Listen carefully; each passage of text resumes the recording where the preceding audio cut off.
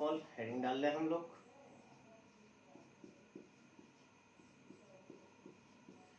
Properties of vector addition.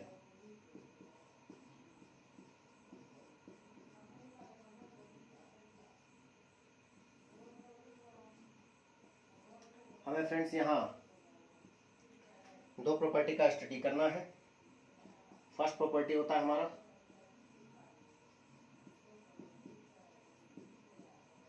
Commutative law of vector addition. Second होता है friends associative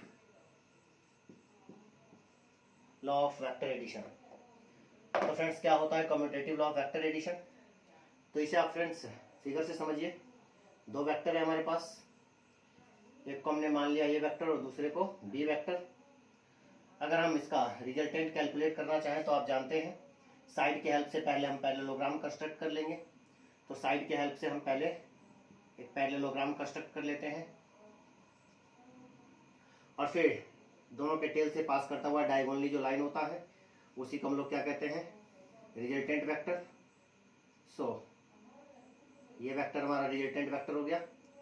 ये आखिर रिजल्टेंट किस वेक्टर का है? तो जिस दो वेक्टर का एडिशन हो रहा है, यानी कि A vector plus B vector का। तो फ्रेंड्स कम्यूटेटिव लॉ हमें ये बताता है कि जो वेक्टर के एडिशन का जो रिप्रेजेंटेशन है, जैसे ये रिजल्टेंट है तो ये रिजल्टेंट किस दो वेक्टर का है? तो ए और बी का। ये अपने ऑर्डर से इंडिपेंडेंट होता है। दैट मीन्स कि आप इसके रिजल्टेंट को ए वेक्टर प्लस बी वेक्टर और B vector plus A vector लिख सकते हैं। यही होता है हमारा कम्यूटेटिव लॉ, ऑर्डर से इंडिपेंडेंट होता है। आप इसे ए प्लस बी से रिप्रेजेंट करें या फिर बी प्लस ए से रिप्रेजेंट करें, ये एक ही बात हुआ। यही कहलाता है कम्यूटेटिव लॉ, है ना। Independent of the order, independent of the order of addition, so it is known as commutative law. Next है फ्रेंड्स हमारा एसोसिएटिव। एसोसिएटिव क्या होता है? एसोसिएटिव को भी फ्रेंड्स हम फिगर से समझते हैं। ये एक वेक्टर है फ्रेंड्स, ये एक वेक्टर है, ये एक वेक्टर है, ये एक वेक्टर है। ठीक है फ्रेंड्स। तो ये हो गया ए वेक्टर, ये हमारा बी वेक्टर, ये मान लेते हैं C vector. So this vector will be resultant vector of A vector plus B vector plus C vector. So this is our vector, है ना। पॉलीगन लॉ में आपने जाना था कि अगर मोर देन टू वेक्टर्स हमारे पास हो तो हम पॉलीगन लॉ से उसे ऐड क्या करते थे, कैसे ऐड करते थे? तो बताए थे हम वहां पर आपको कि ट्रायंगल लॉ का रूल यूज करना है। ट्रायंगल लॉ का रूल क्या था? एक वेक्टर के हेड पे दूसरे के टेल को डालना है। तो यहाँ पर तो बहुत सारा वेक्टर रहता है हमारे पास। तो जैसे आपने देखिए फिगर में 3 वेक्टर दिख रहा है अपने को, तो क्या करेंगे, एक के हेड पे दूसरे के टेल को रखते चले जाना है। तो हमने ए के हेड पे बी के टेल को, फिर बी के हेड पे सी के टेल को डाल दिया और सो फर्स्ट वेक्टर के टेल को लास्ट वेक्टर के हेड से मिला देना है। वही हमारा रिजल्टेंट वेक्टर होता था। तो फ्रेंड्स इसमें देखिए हमने आपको बताया था कि ट्रायंगल रूल की तरह ही हम इस पॉलीगन लॉ का भी यूज करते हैं। फर्क बस इतना है कि वो only applicable for 2 vectors and polygons law more than 2 vectors applicable for more than 2 vectors.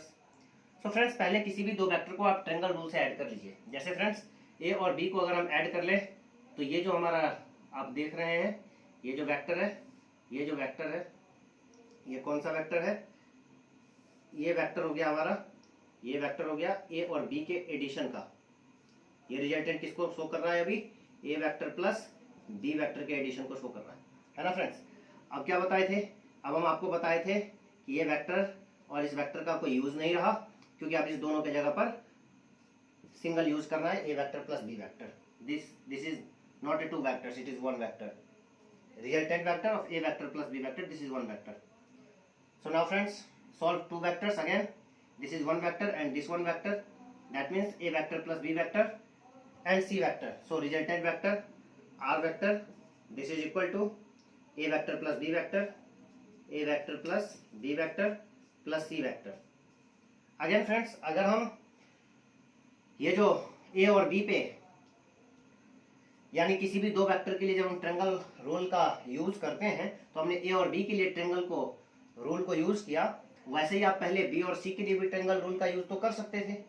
That means कहने का मतलब फ्रेंड्स हमारा ये है कि मान लीजिए कि फिर से हमारे पास वही वेक्टर है। क्या क्या वेक्टर है, किस किस डायरेक्शन में दिया था, तो उसको एक बार और रिप्रेजेंट कर देते हैं हम। ये है हमारा ए वेक्टर, ये हो गया फ्रेंड्स बी वेक्टर, ये हो गया फ्रेंड्स रिजल्टेंट वेक्टर, और ये हो गया हमारा C vector, A vector B vector C vector C vector. ठीक है ना फ्रेंड्स।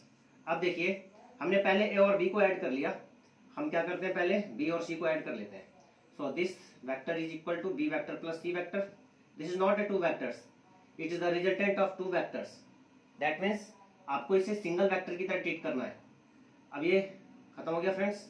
अब आपको समझना है कि यहाँ एक वेक्टर है बी प्लस सी और दूसरा वेक्टर ए है, तो ए वेक्टर के हेड पे बी प्लस सी वेक्टर का टेल रखा हुआ है, तो ये जो रिजल्टेंट वेक्टर होगा ना फ्रेंड्स आर वेक्टर, इस आर वेक्टर को आप कैसे लिखेगा, तो यहाँ पर जो ये रिजल्टेंट वेक्टर होगा इस फिगर के लिए this R vector is equal to B vector plus C vector, sorry हाँ बी प्लस सी और प्लस ए वेक्टर, तो क्या होगा ये हो जाएगा A vector plus B vector plus C vector. तो यहाँ क्या चेंज हो रहा है फ्रेंड्स, ऑर्डर, यहाँ पे क्या चेंज हो रहा है, ग्रुप का ऑर्डर चेंज हो रहा है। यहाँ पर ए प्लस बी एक साथ आ रहा है, यहाँ बी प्लस सी एक साथ आ रहा है ना। और ये रिजल्टेंट जो है ये भी ए बी सी का रिजल्टेंट है, ये भी ए बी सी का रिजल्टेंट है। सो फ्रेंड्स ये ग्रुप ऑफ एडिशन जो होता है उससे इंडिपेंडेंट होता है। तो फ्रेंड्स आप इसे क्या कह सकते हैं कि A vector plus B vector ये plus C vector this is equal to A vector plus B vector plus C vector, है ना। ये तो यही फ्रेंड्स हो जाता है हमारा associative law of vector addition. Clear हो गया होगा फ्रेंड्स। नेक्स्ट फ्रेंड्स आज जो हमें डिस्कस करना है सब्सट्रैक्शन ऑफ टू वेक्टर्स पे, तो चलिए देख लेते हैं subtraction of two vectors.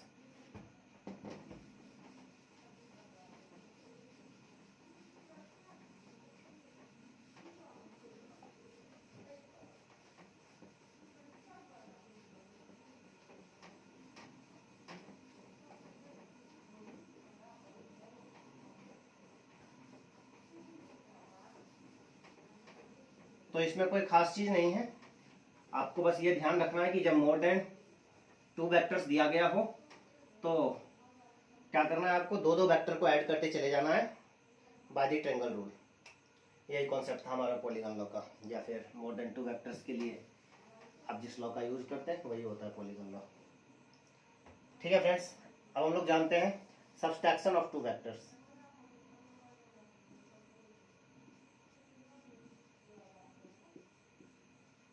Subtraction of two vectors. Subtraction, मान लीजिए फ्रेंड्स कि हमारे पास दो वेक्टर है ए और बी, थीटा एंगल पे इंक्लाइंड है। फिगर भी बनाते चलते हैं हम। तो ये हो गया फ्रेंड्स हमारा ए वेक्टर, ये हो गया फ्रेंड्स बी वेक्टर, और ये जो एंगल है ये मान लेते हैं थीटा है। ठीक है, हमसे पूछा गया है कि रिजल्टेंट बताइए, किसका रिजल्टेंट बताइए, तो ए वेक्टर माइनस बी वेक्टर का रिजल्टेंट बताइए। ठीक है फ्रेंड्स, तो देखिए फ्रेंड्स सब्सट्रैक्शन में हमें करना क्या है ना कि एडिशन के कॉन्सेप्ट को यूज करना है। एडिशन का जो हमने कॉन्सेप्ट जाना था उसी कॉन्सेप्ट का आप यूज करके सब्सट्रैक्शन को सॉल्व कर सकते हैं। कैसे, तो फ्रेंड्स इस सब्सट्रैक्शन को अगर हम एडिशन में कन्वर्ट करना चाहें तो क्या इस चीज को ऐसे लिख सकते हैं, A vector plus minus B vector. That means ये एक वेक्टर है माइनस बी वेक्टर, ये एक वेक्टर है प्लस ए वेक्टर, और इस दोनों का एडिशन। तो फ्रेंड्स जिस दो का एडिशन कर रहे हैं वो वेक्टर तो पहले हमें दिखे, तो हमें ए वेक्टर दिख रहा है, बी वेक्टर दिख रहा है, माइनस बी वेक्टर नहीं दिख रहा। तो माइनस बी वेक्टर, अगर प्लस बी वेक्टर मालूम है तो माइनस बी भी मालूम है ना। कहने का मतलब मैग्नीट्यूड में इक्वल, डायरेक्शन में बस अपोजिट कर दीजिए, लेंथ इतना ही होना चाहिए, बस एरो का डायरेक्शन रिवर्स कर दीजिए तो माइनस बी वेक्टर हो जाएगा। इसका मतलब है फ्रेंड्स कि ये जो वेक्टर है ये क्या हो गया, माइनस बी वेक्टर, लेंथ इसके इक्वल है, direction opposite, that means minus B vector. ठीक है फ्रेंड्स, अब हमें क्या करना है, इस दो वेक्टर के एडिशन को सॉल्व करना है, इस दोनों वेक्टर के एडिशन को।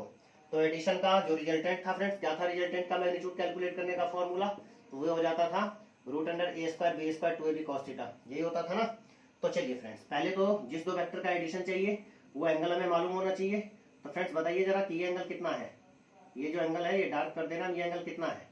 तो अगर फ्रेंड्स हम स्ट्रेट लाइन के एंगल को देखें, दैट मीन्स ये पूरा एंगल अगर आप देखते तो ये 180 होता, 180 में से थीटा माइनस कर दीजिए, तो ये कितना बचा फ्रेंड्स 180 माइनस थीटा। तो आपको जिस दो वेक्टर का एडिशन चाहिए, जिस दो वेक्टर का एडिशन चाहिए है, वो दो वेक्टर कितने एंगल पे इंक्लाइंड है, 180 माइनस थीटा पे। तो रिजल्टेंट का मैग्नीट्यूड क्या होने वाला होगा, तो root under A square plus B square plus 2ab plus 2ab cos theta होता था ना, तो थीटा कितना है, 180 माइनस थीटा है। ठीक है फ्रेंड्स, और cos 180 minus theta minus cos theta होता है, ये आप लेक्चर फर्स्ट में जाकर देख सकते हैं। तो फ्रेंड्स यहाँ देखिए जो रिजल्ट आ रहा है हमारा, A square plus B square plus 2ab minus cos theta, cos 180 minus theta minus cos theta, minus को बाहर लाइए, plus minus minus, resultant R is equal to root under A square plus B square minus 2ab cos theta. Theta क्या है, दो vector के बीच का angle जो given था, है ना फ्रेंड्स। तो आप सब्सट्रैक्शन के लिए इस रिजल्ट का यूज करेंगे, root under A square plus B square minus 2ab cos theta, जहां ए वेक्टर का मैग्नीट्यूड है, बी वेक्टर का magnitude, theta angle between two vectors है। तो फ्रेंड्स ये हो गया सब्सट्रैक्शन का हमारा रिजल्ट। तो कोई खास नहीं है, आप देख रहे हैं बहुत आसान है। अब फ्रेंड्स हम इसके कुछ कॉन्सेप्ट पे वर्क कर लेते हैं। कॉन्सेप्ट ये है कि वही कॉन्सेप्ट जो आपने एडिशन में जाना था, तो वैसा ही कॉन्सेप्ट यहाँ पे हम यूज करना चाहते हैं। तो देखिए क्या क्या कॉन्सेप्ट इसका पॉसिबल है, वो हम देख लेते हैं जरा।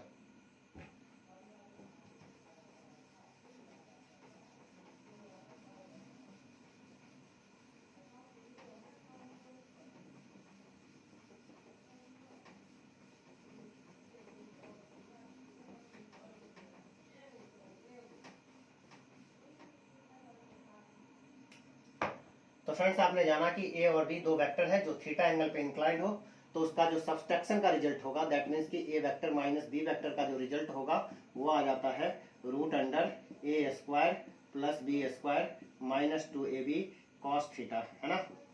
हाँ, ये कैसा रिजल्टेंट को शो कर रहा है, ये सब्सट्रैक्शन के रिजल्टेंट को शो कर रहा है। रिजल्टेंट और आर से ही रिप्रेजेंट करते हैं। अब देखना ये आपको रहता है कि ये एडिशन का रिजल्टेंट है या सब्सट्रैक्शन का, तो अभी ये हमारा सब्सट्रैक्शन का रिजल्टेंट है, नोटेशन आ रही होगा। अब फ्रेंड्स बात कर लेते हैं हम जरा कि दो वेक्टर थीटा एंगल पे था, तो रिजल्टेंट ये, यानी कि एक वेक्टर ये हो गया बी और एक वेक्टर हो गया हमारा ये, तो ये एक वेक्टर ए हो गया और ये हो गया फ्रेंड्स बी वेक्टर, और ये थीटा एंगल पे था, तो रिजल्टेंट आया सब्सट्रैक्शन का ये। अब फ्रेंड्स अगर हमें सब्सट्रैक्शन के रिजल्टेंट को मैक्सिमम करना हो या मिनिमम करना हो, तो दो वेक्टर के बीच कैसा रिलेशन होना चाहिए, यही कॉन्सेप्ट हमें अभी जानना है। तो चलिए फ्रेंड्स देख लेते हैं जरा हम कॉन्सेप्ट को। फर्स्ट कॉन्सेप्ट है हमारा friends, the maximum magnitude of difference of two vectors. The maximum magnitude of difference of two vectors, दो वेक्टर के डिफरेंस का मैक्सिमम मैग्नीट्यूड कितना हो सकता है। तो फ्रेंड्स आप जानते हैं कि ये जो रिजल्टेंट है आर जो है हमारा, आर है रूट अंडर सब्सट्रैक्शन का जो रिजल्टेंट है वो है A square plus B square minus 2ab cos theta. तो फ्रेंड्स अगर आप चाहते हैं कि आर हमारा मैक्सिमम हो जाए, तो उसके लिए फ्रेंड्स करना क्या पड़ेगा, उसके लिए आपको कॉस थीटा का वैल्यू मिनिमम से मिनिमम रखना पड़ेगा, क्योंकि माइनस हो रहा है ना, ये वाला पार्ट माइनस हो रहा है ना, ए स्क्वायर प्लस बी स्क्वायर में से माइनस हो रहा है, तो जितना कम से कम माइनस होगा आउटपुट उतना ज्यादा से ज्यादा मिलेगा, वही तो हमें चाहिए। तो क्या करना पड़ेगा, कॉस थीटा का वैल्यू मिनिमम से मिनिमम कितना हो सकता है फ्रेंड्स, -1। कब हो सकता है, जब थीटा ले लें 180 degree. That means friends the maximum magnitude of difference of two vectors should be anti parallel. अगर आप दो वेक्टर के डिफरेंस का मैग्नीट्यूड मैक्सिमम रखना चाहते हैं या करना चाहते हैं, तो दो वेक्टर को आपको एंटी पैरेलल रखना पड़ेगा। ठीक है फ्रेंड्स, तो 180 डिग्री पे दो वेक्टर होना चाहिए। तो चलिए फ्रेंड्स इस कॉन्सेप्ट को जरा ऐसे समझ लेते हैं कि हमारे पास मान लीजिए कि ये एक वेक्टर है, इसे हमने कह दिया ए वेक्टर। दूसरा वेक्टर फ्रेंड्स ये है हमारा, ये हो गया हमारा बी वेक्टर, है ना। तो नोटेशन देखिए, ये प्लस ए वेक्टर को रिप्रेजेंट कर रहा है और ये प्लस बी वेक्टर को रिप्रेजेंट कर रहा है। हमें क्या चाहिए फ्रेंड्स, हमें चाहिए ए वेक्टर माइनस बी वेक्टर, है ना। तो आपने इसे एडिशन पे कन्वर्ट कर दिया था, तो एडिशन पे कन्वर्ट करने के लिए आपने क्या किया, A vector plus minus B vector, यही ना। और अब इसका रिजल्टेंट निकालना है, दो वेक्टर एंटी पैरेलल में इसका रिजल्टेंट निकालना है। तो ये रिजल्टेंट का मैग्नीट्यूड फ्रेंड्स कितना आएगा, तो आप जानते हैं मैग्नीट्यूड की बात कर रहे हैं तो मॉड लगा दीजिए, कितना होगा फ्रेंड्स, तो ये हो जाएगा 180 डिग्री का एंगल है। थीटा कितना है अभी, एंटी पैरेलल मतलब 180 डिग्री का। अब cos 180 डिग्री यहाँ डालेंगे तो कितना हो जाएगा, -1, माइनस माइनस क्या हो जाएगा, प्लस, प्लस हो जाएगा तो ये क्या हो जाएगा, √a+b का होल स्क्वायर हो जाएगा। समझ पा रहे हैं बात। थीटा यहाँ पे कितना है, 180 डिग्री है ना, थीटा यहाँ क्या है 180 डिग्री, एंटी पैरेलल रहने पे थीटा 180 डिग्री, और cos थीटा का वैल्यू 180 डिग्री कितना होता है, -1। तो यहाँ अगर -1 डालेंगे तो माइनस माइनस प्लस हो जाएगा, तो रिजल्ट आएगा आपका a²+b² + 2ab cos थीटा, जो कि a+b का होल स्क्वायर को रिप्रेजेंट करता है। और आप जानते हैं बाहर क्या आएगा, a+b। तो फ्रेंड्स, अगर सब्सट्रैक्शन में आप चाहते हैं कि दो वेक्टर का रिजल्टेंट का जो मैग्नीट्यूड है वो मैक्सिमम हो, तो दो वेक्टर को कैसे रहना चाहिए, एंटी पैरेलल होना चाहिए। ठीक है फ्रेंड्स, इसे आप याद रखिएगा, न्यूमेरिकल पॉइंट ऑफ व्यू से ये काफी इंपॉर्टेंट होता है, याद रखना। चलिए फ्रेंड्स, नेक्स्ट कॉन्सेप्ट पे वर्क कर लेते हैं। नेक्स्ट कॉन्सेप्ट है हमारा, अब हम क्या चाहते हैं, रिजल्टेंट को मिनिमम करना चाहते हैं, रिजल्टेंट को मिनिमम करना चाहते हैं सब्सट्रैक्शन में। दो वेक्टर के सब्सट्रैक्शन का जो रिजल्टेंट है उसे हम चाहते हैं कि वो मिनिमम हो, तो दो वेक्टर के बीच क्या रिलेशन होना चाहिए। अभी आपने मैक्सिमम का रिलेशन जाना कि एंटी पैरेलल होना चाहिए, मैक्सिमम का रिजल्टेंट रिलेशन, मैक्सिमम होने का रिलेशन आपने जाना कि एंटी पैरेलल होना चाहिए। अब हम लोग मिनिमम होने का रिलेशन जानते हैं, तो चलिए फ्रेंड्स यहाँ पर हम ये समझ लेते हैं कॉन्सेप्ट नंबर सेकंड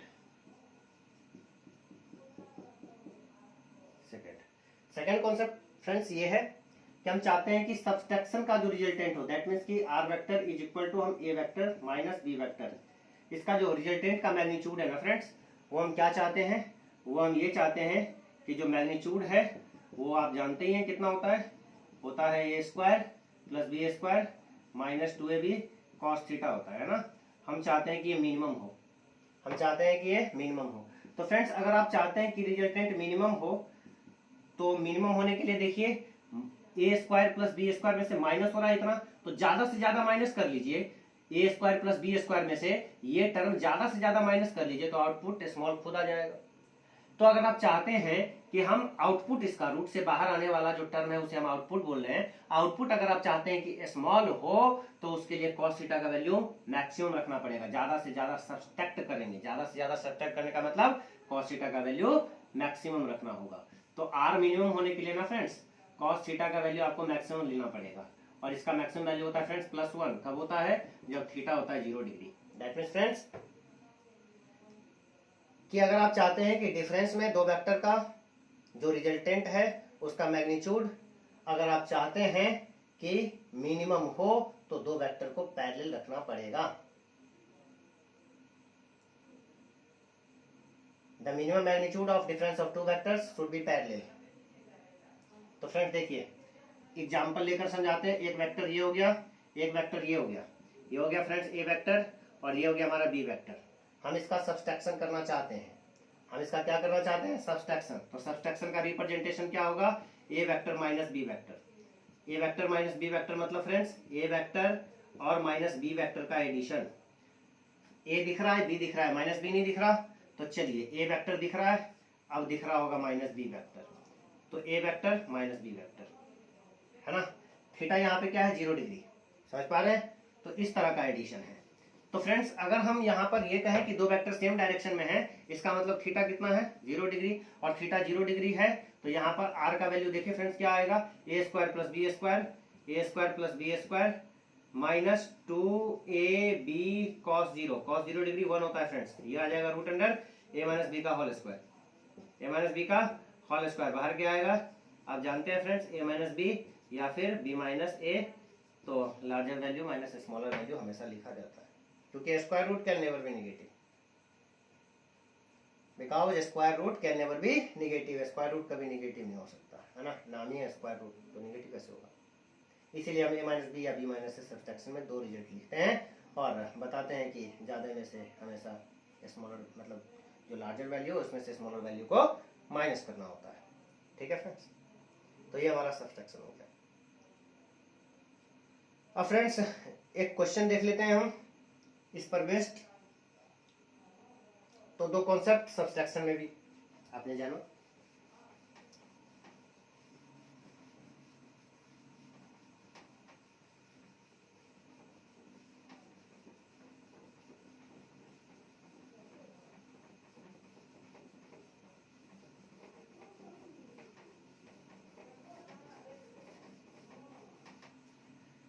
चलिए फ्रेंड्स, क्वेश्चन इस तरह से है, there are two vectors A vector and B vector.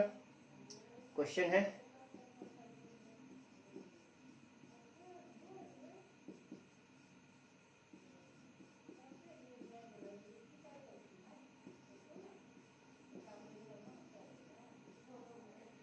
A vector and B vector along negative x axis and negative y axis, along negative x axis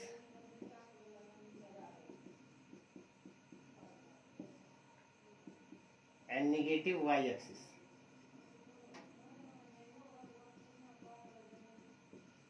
ठीक है friends, तो ए और B दो वेक्टर है, एक नेगेटिव एक्स एक्सिस पे है तो दूसरा नेगेटिव वाई एक्सिस पे है, having magnitude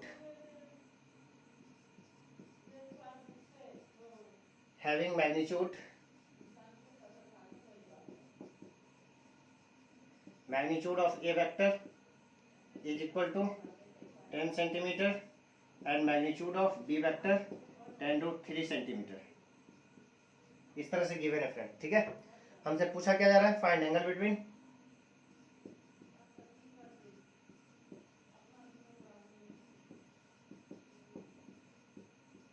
A vector plus B vector and A vector minus B vector. ये हमसे पूछा गया है क्वेश्चन में। ठीक है ना फ्रेंड्स, तो देखिए फ्रेंड्स, सबसे पहले तो हम अकॉर्डिंग टू क्वेश्चन पहले हम फिगर ड्रॉ कर लेते हैं। तो देखिए फ्रेंड्स, फिगर ड्रॉ कर ले, निगेटिव एक्स ये हो गया, निगेटिव वाई ये हो गया, निगेटिव एक्स पे ए वेक्टर है हमारा, निगेटिव वाई पे बी वेक्टर है हमारा, ये हो गया हमारा, ए का मैग्नीट्यूड दिया है, बी का मैग्नीट्यूड दिया है। ठीक है, अब फ्रेंड्स सबसे पहले तो आपको ये खोजना है कि ए प्लस बी किधर होगा, तो प्लस ए प्लस बी, तो इसका रिजल्टेंट ही तो होगा ए प्लस बी। तो ये हो गया हमारा friends A vector plus B vector. Second क्या है friends, A vector minus B vector, तो प्लस ए वेक्टर दिख रहा है, अब माइनस बी, तो ये प्लस बी है तो माइनस बी ये रहा होगा, डायरेक्शन में अपोजिट, मैग्नीट्यूड में इक्वल माइनस बी, तो ये हो गया फ्रेंड्स माइनस बी वेक्टर। और इस दोनों का जो रिजल्टेंट होगा ना फ्रेंड्स, यही हो जाएगा हमारा ए वेक्टर माइनस बी वेक्टर। ठीक है, ये हो जाएगा A vector minus B vector को रिप्रेजेंट कर रहा होगा। ठीक है फ्रेंड्स, चलिए अब इस दोनों के बीच का एंगल ये हो गया फ्रेंड्स, दो वेक्टर का टेल एक पॉइंट पे है, ये एक वेक्टर है, ये एक वेक्टर है, जिसके बीच एंगल आपको चेक करना है, ये दोनों है, और दोनों का टेल एक पॉइंट पे मिला और स्मॉलर एंगल आपको जो दिख रहा होगा वही होगा दो वेक्टर के बीच का एंगल। तो ये हमसे पूछा गया है ना, तो कैसे कैलकुलेट करेंगे फ्रेंड्स, सबसे पहले हमें ये एंगल मालूम होना चाहिए, θ1 मान लेते हैं, और फिर ये एंगल मालूम होना चाहिए, θ2 मान लेते हैं। तो चलिए फ्रेंड्स जरा θ1 को देख लेते हैं रफ में। ये हो गया ए वेक्टर, ये हो गया friends B vector, according to parallelograms law दोनों के टेल से पास करने वाला, ये हो गया रिजल्टेंट, दैट मीन्स कि A vector plus B vector. ये एंगल हमें कैलकुलेट करना है, जिसको हमने माना है θ1। तो क्या होगा फ्रेंड्स, θ1 तो हम आप यूज कर दीजिए tan थीटा, तो tan θ1 equal to P by B, P यानी कि बी के मैग्नीट्यूड के इक्वल, बी का मैग्नीट्यूड कितना है फ्रेंड्स, तो देखिए 10√3 सेंटीमीटर है ना, अरे बी का मैग्नीट्यूड है ना 10√3 सेंटीमीटर, तो ये भी तो 10√3 होगा, पी बाई बी, तो पी बाई बी, ए का मैग्नीट्यूड फ्रेंड्स ये भी गिवन है 10 सेंटीमीटर, 10 सेंटीमीटर, 10 से 10 कैंसिल, कितना आया फ्रेंड्स, √3, √3 मतलब 60 डिग्री। ठीक है, चलिए तो ये θ1 मालूम चल गया फ्रेंड्स। अब हमें क्या बताना है, हमें जो क्वेश्चन में पूछा गया वो पूछा गया θ1 प्लस θ2, तो θ1 मालूम हो गया। θ2 के लिए देखिए फ्रेंड्स, ये माइनस बी वेक्टर हो गया और ये हमारा हो गया माइनस बी वेक्टर और ये हो गया हमारा प्लस ए वेक्टर। तो अकॉर्डिंग टू पैरेललोग्राम्स लॉ, यही हो जाएगा A vector minus B vector. ये एंगल हमें कैलकुलेट करना है, tan theta equal to P by B, ये बी के मैग्नीट्यूड के इक्वल यानी कि 10√3, बी का मैग्नीट्यूड था 10√3 और ये ए का मैग्नीट्यूड है फ्रेंड 10 सेंटीमीटर, तो tan थीटा फिर पी बाई बी हो जाएगा, नहीं होगा,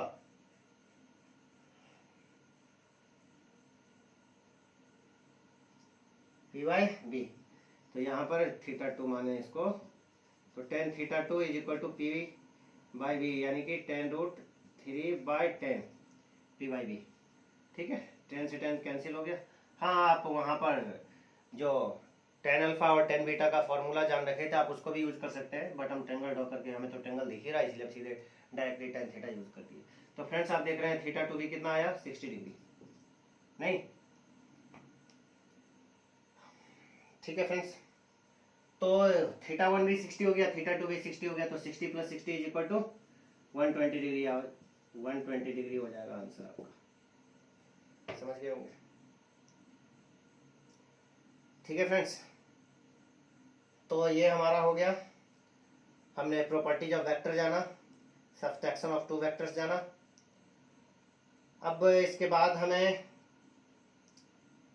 देखिए फ्रेंड्स कुछ और कॉन्सेप्ट है जो हम आपको बताते ही चलते हैं। एक होता है फ्रेंड्स एसक्यू वेक्टर्स, है ना। तो क्या होता है एसक्यू, किसको कहते हैं एसक्यू वेक्टर्स? तो देखिए ये भी बड़ा इंटरेस्टिंग है और शायद हमको लगता है कि आप एक लैंग्वेज से ही इसे समझ जाइएगा, ये बहुत आसान है।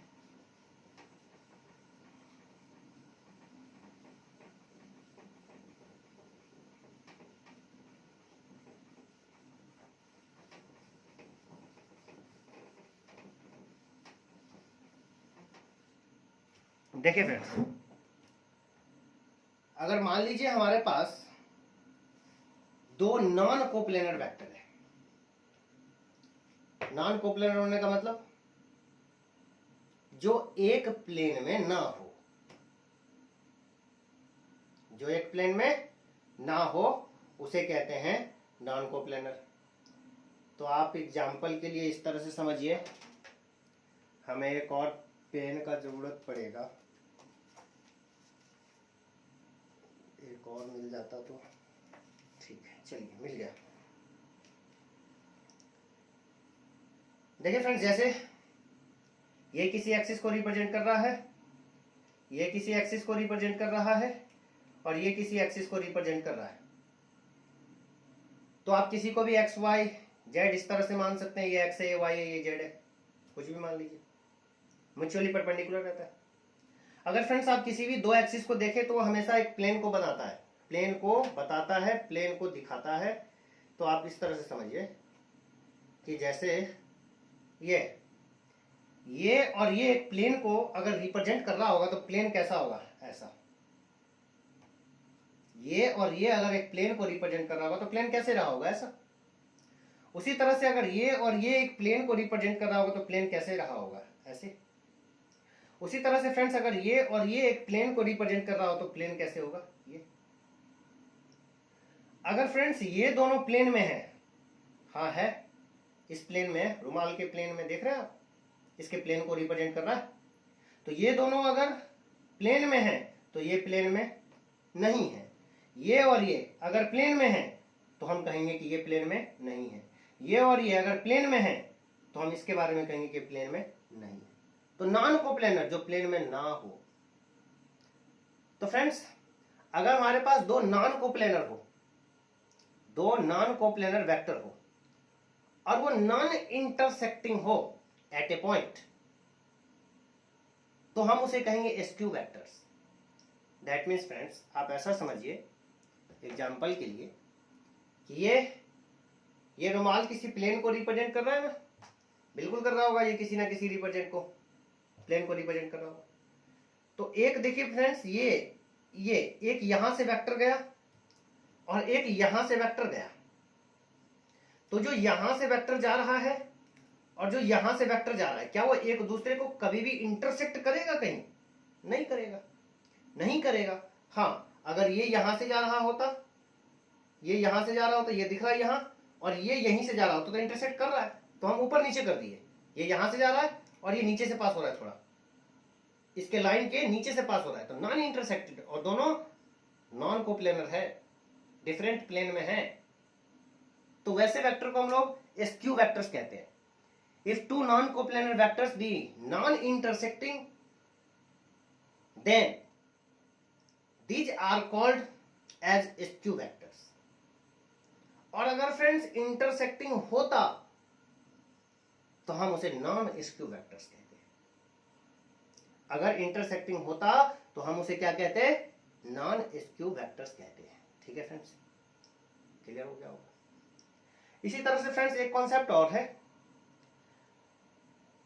तो वो कॉन्सेप्ट कहलाता है करंट फोर्स और नॉन कनकरेंट फोर्स, है ना, सॉरी, करंट फोर्स और कनकरेंट फोर्स।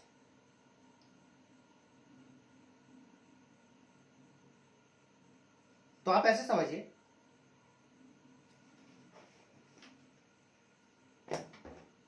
जैसे मान लीजिए फ्रेंड्स कि ये कोई बॉडी है हमारा, ये कोई बॉडी है, क्या जानना है हमें, हमें जानना है कनकरेंट फोर्स के बारे में और नॉन कनकरेंट फोर्स के बारे में। Non concurrent force,